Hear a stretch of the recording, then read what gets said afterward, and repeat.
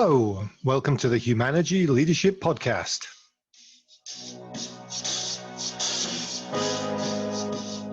I'm David Wheatley, and we're here to talk all things leadership.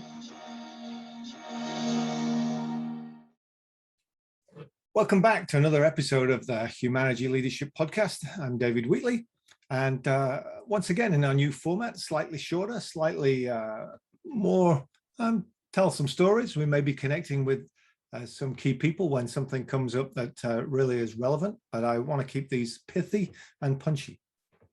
And this is a story I told recently on another podcast.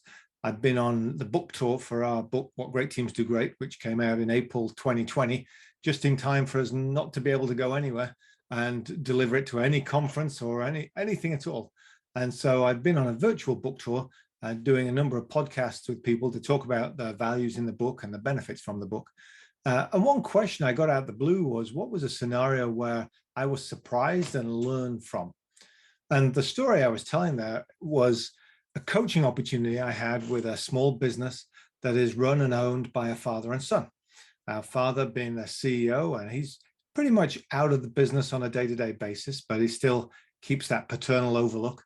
And son, who runs the business pretty much day to day and excitedly tries to grow and develop what's going on. And I was coaching son, and one of the bits of feedback he got from his team was that he lacked some visibility, particularly in the plant.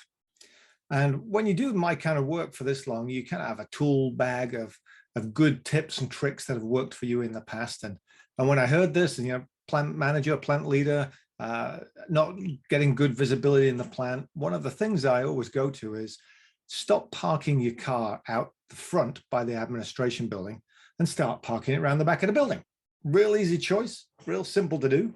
And what happens when you do that is that forces you to walk through the plant at least twice a day. So a couple of things come from it. One is you get a little bit more exercise, you get your steps in. And secondly, it's going to force a level of visibility, even if it's just saying good morning or good evening to people on your way in or out. So I left with this, and his son thought this was a great idea and was going to try it out. And so I came back a month later, and as I pulled into the parking lot, I noticed his car was parked outside the admin building at the front of the building. And so I was surprised at this, and I thought, well, maybe it's just today, and maybe this has worked, but I'll find out. And so I went in, and I went down to son's office and said, so I see your car's out front. And he said, oh yeah, my dad wants to talk to you. It was like, okay, this sounds like it's a little rough. And so I wandered back down to dad's office, where the moment I knocked on the door and popped my head around it, I got rather a gruff, oh, I've got something I need to say to you from him. And he says, nobody tells my son to park around the back of the building. It's got our name on the front, we'll park out the front. Now, when I tell this story normally, by this stage, you've got an opinion about dad. And I had the vantage point of being there in person, and I was trying my best to demonstrate some of the skills that we try to encourage in leaders. And so I clicked straight into my, okay, I have to listen, I have to understand mode here. But it's always interesting to think about what's your perspective of dad right now, because I want to see if that changes in the next few minutes. Because I said to the dad, help me understand that. I really would love to understand. And so he went on to tell me about how growing up in Louisiana, he had had the experience of being told he could not go in the front of buildings and he had to enter through the back door. He'd gone to places where it explicitly said he was not allowed in the front door, and that maybe he was allowed in the back door, but maybe not. And so by now I'm hoping that you've clicked that what this person looked like was a telltale of why this was a poor decision on my part. He'd grown up in a place where he was literally restricted from going in the front of buildings.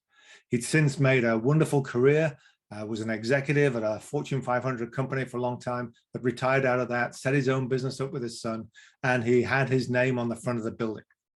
And so the lesson I got from that is that my toolbox, I have to be thinking about culturally, all sorts of things, whether that toolbox fits with everybody. It's still a perfect idea. But then the idea of saying, no, you should go out the back, and particularly a white guy with an accent like mine saying, nope, you get to go out the back, has a little colonial ring to it. And so I really appreciated what Dad had said, and so this is great to know and great to learn. And I really appreciate that. I appreciate you taking the time to tell me rather than just kicking me out, because I had no visibility to that whatsoever. And now you've said it, it makes me feel like a fool, because I should have had some visibility to it, and I should have thought about that.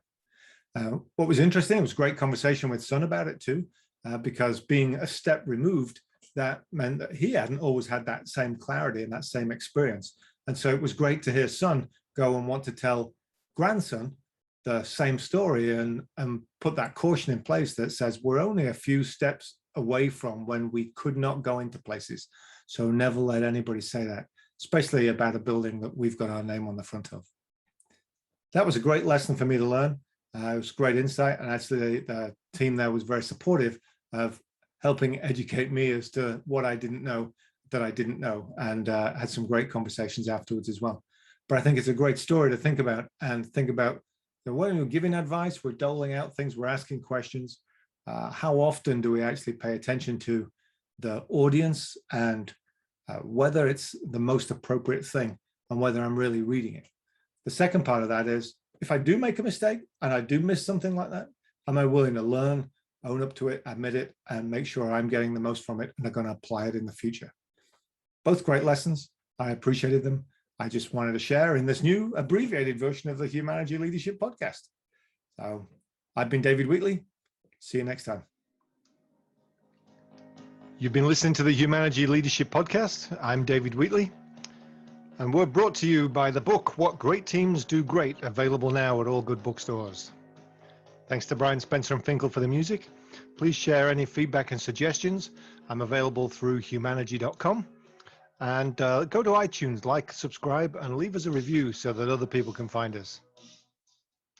In the meantime, until next time we meet, stay healthy.